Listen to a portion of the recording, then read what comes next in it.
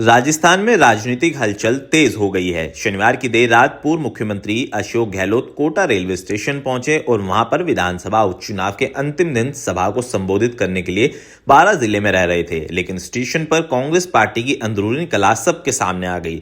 गहलोत जैसे ही ट्रेन से उतरे वैसे ही दो गुटों के समर्थक भिड़ गए। एक तरफ शांति धीरावाल के समर्थक थे तो दूसरी तरफ प्रहलाद के समर्थक थे।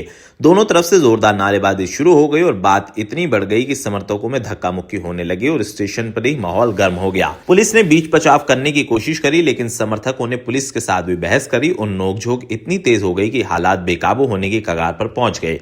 दिलचस्प बात यह रही कि इस पूरे हंगामे में धारीवाल और गुज्जल कहीं ना कहीं आमने सामने नजर आए। वे गहलोत के स्वागत के लिए भी नहीं पहुंचे। गहलोत ने ज्यादा देर रुकना ठीक नहीं समझा और सीधे गाड़ी में बैठकर वहां से रवाना हो गए। पूर्व मंत्री शांति धारीवाल और लोकसभा चुनाव के वक्त बीजेपी छोड़ कांग्रेस में शामिल हुए प्रहलाद गुंजल ने लोकसभा चुनाव में कांग्रेस से ही लड़ा था।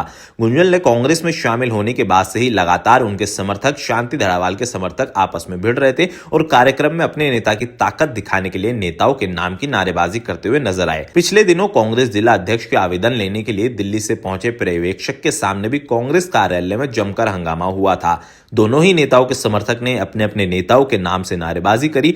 पूर्व मंत्री शांति धीरावाल अशोक गहलोत के खेमे के माने जाते हैं, जबकि गोविंद सिंह डोटासरा और सचिन पायलट के नजदीकी वो बताए जाते हैं। शांति धारीवाल और प्रहलाद के बीच 3 विधानसभा चुनाव प्रतिद्वंदी अभी खत्म नहीं हुई है। बीजेपी में रहते हुए प्रहलाद शांति धीरावाल के सामने 3 बार विधानसभा चुनाव लड़े हैं, जिसमें 2 बार शांति धीरावाल ने जीत दर्ज करी, जबकि 1 बार प्रहलाद ने जीत दर्ज करी और उन्हें शिकस्त दी थी। अब दोनों नेता एक ही पार्टी यानी कि कांग्रेस में है, लेकिन दोनों नेताओं और उनके समर्थकों के बीच अब तक तालमेल बैठ नहीं पाया है और यही वजह है कि जब भी कांग्रेस का कोई बड़ा कार्यक्रम या कांग्रेस का कोई भी बड़ा नेता कोटा में आता है तो दोनों नेताओं के समर्थक आमने सामने नेताओं की ताकत दिखाने से पीछे नहीं हटते और लगातार सियासी बवाल अब राजस्थान की सियासत में मचा हुआ है।